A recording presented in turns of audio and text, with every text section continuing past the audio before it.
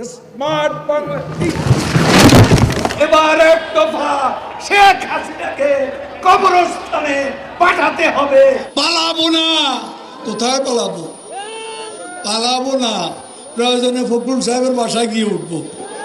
কি জায়গা দেবেন? না হলে ঠাকুর গায়ের বাড়ি আছে, ওই বাড়িতে গিয়ে উঠবো। ঠিক আছে? একটুকু একটা শব্দও বলবো না জমা দেওয়ার। কেন 10টা মিনিটও সহ্য হয় না, 15টা মিনিট সহ্য হয় না। এখন অপেক্ষা কার জন্য আসলে? হ্যাঁ, এখন অপেক্ষা কার জন্য? আপনার জন্য। মাসুদ, তুমি এখানে এসে আবার কি পুরানো খেলা শুরু করছো? তুমি কি কোনোদিনও ভালো হবে না? তুমি কোনোদিনও ভালো হবে না। 28 থেকে 4 তারিখ কতদিন হলো? 28 তারিখের পর তো শেখ হাসিনা নেই। আরে মির্জা ফখরুল, হায় রে হায়, টেলিভিশনে দেখলাম খালি দৌড়াচ্ছে, কেউ টেনে ধরে হরতাল ঘোষণার জন্য। ওদিন বলেছে আমরা নাকি অলিগলি পাবো না, পালাবার পথ পাবো না। এখন কার পালাবার পথ নেই? গয়েশ্বর বাবু ডিবি অফিসে গিয়ে কোরাল মাছ খাইলেন, তো ভালো। তো গয়েশ্বর বাবু কই? আর 27 নয়, আর 10 দফা নয়, এবার এক দফা শেখ হাসিনাকে কবরস্থানে পাঠাতে হবে। এই এক দফা। এটা কি আপনারা শুনেছিলেন? আজ তাই বলতে চাই, ফখরুলের মনেও সেই কথা। শেখ হাসিনা ভাগ্যবতী, হ্যাঁ, আল্লাহর ইমানদার বান্দা, এবং সেজন্যই বাংলাদেশ ওই 10 নম্বর মহাবিপদ সংকেতের মধ্যে তেমন ক্ষয়ক্ষতি সম্মুখীন হয়।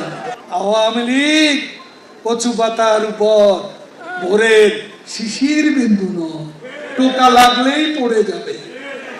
একথা যদি মনে করেন ভুল করছি।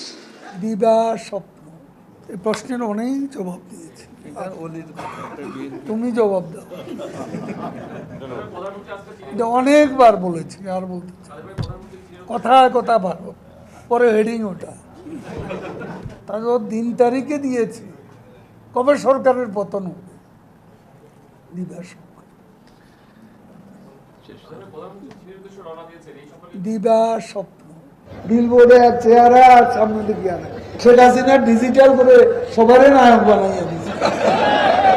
মঞ্চে সব নেতা, পুরা নেতা, আদলি নেতা, শিকি নেতা, আতি নেতা, পাতি নেতা, নেতা নেতা স্টেজ ভাঙবে, আমি বেচারা আহত।